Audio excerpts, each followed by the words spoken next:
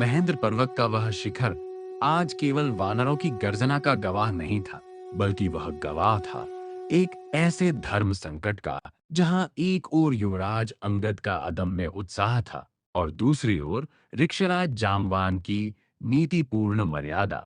आइए जानते हैं वाल्मीकि रामायण सुंदरकांड के 60वें सर्ग की वह गाथा जहां विजय के मार्ग पर विवेक की विजय हुई। हनुमान जी के आने से वानर वीरों का उत्साह चरम पर पहुंच गया। इस अवसर पर युवराज अंगद ने अपनी वीरता और उत्साह के वशीभूत होकर एक अत्यंत साहसी प्रस्ताव रखा। उन्होंने कहा कि अश्वनी कुमार के यह पुत्र मैन और द्विविद अत्यंत वेगशाली और बलवान है। इन्हें ब्रह्मा जी से वरदान है कि इन्हें कोई नहीं मार सकता।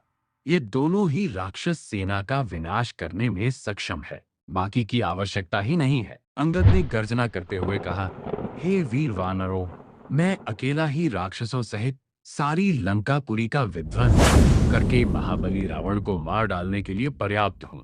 हमारे पास हनुमान जी जैसा पराक्रमी योद्धा है जिसने अकेले ही लंका को दहन कर दिया है। जामवान, नील, मैंद और द्विविद जैसे योद्धाओं के होते हुए हमारा खाली हाथ वापस जाना उचित नहीं है। हमें अभी इसी क्षण लंका पर आक्रमण कर देना चाहिए और माता सीता को मुक्त कराकर ही भगवान श्री राम के सम्मुख उपस्थित होना चाहिए। यदि हम बिना माता को लिए वापस गए तो यह हमारे पौरुष पर कलंक होगा। जब सभी वानर युद्ध के लिए आतुर हो रहे थे, तब परम ज्ञानी और वृद्ध जाम्बान ने उन्हें रोकते हुए नीति और मर्यादा का मार्ग दिखाया। जाम्बवान ने कहा, हे राजकुमार अंगद, आपका उत्साह प्रशंसनीय है, किंतु हमें मर्यादा पुरुषोत्तम श्री राम की प्रतिज्ञा का स्मरण रखना चाहिए।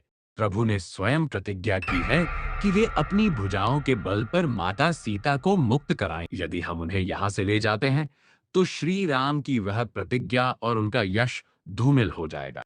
हमारा कार्य केवल माता का पता लगाना था, जो हनुमान जी ने सफलतापूर्वक कर लिया है। जामवान की तार्किक और मर्यादापूर्ण बात सुनकर अंगद और अन्य वानरों का क्रोध शांत हुआ। उन्होंने स्वीकार किया कि प्रभु राम का गौरव सर्वोपरि है